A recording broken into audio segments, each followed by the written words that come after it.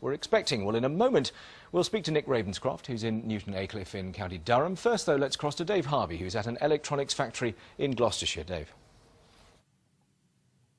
I mean, you say 1% growth across the UK.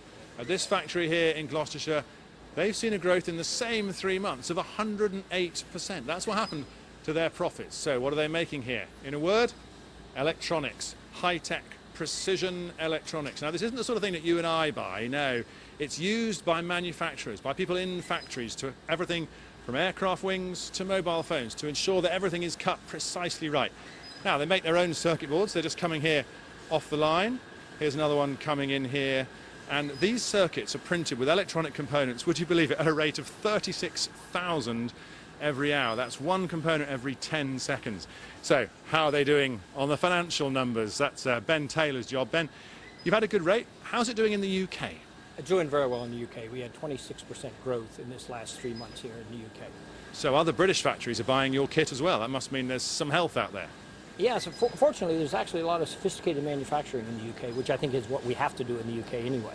And because of that, we're selling quite a bit of product into the UK manufacturing. Now, in this part of the world, the west of England, of course, lots of aerospace, lots of aircraft manufacturing.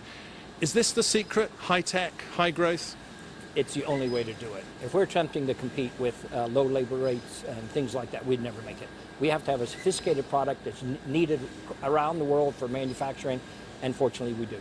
Okay, so quite happy, as I say, here in this high-tech electronics company.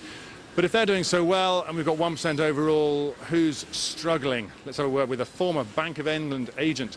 That's Kevin Butler, now an economist with Milstead Langdon, an accountancy firm here. So, Mr. Butler, who's struggling? Well, it's a slow zigzag recovery after the worst recession in living memory. That means there are winners and losers. So winners, engineering companies like Renishaw. But the losers, I suppose, have been particularly the builders over the last year. Output is about 10% down.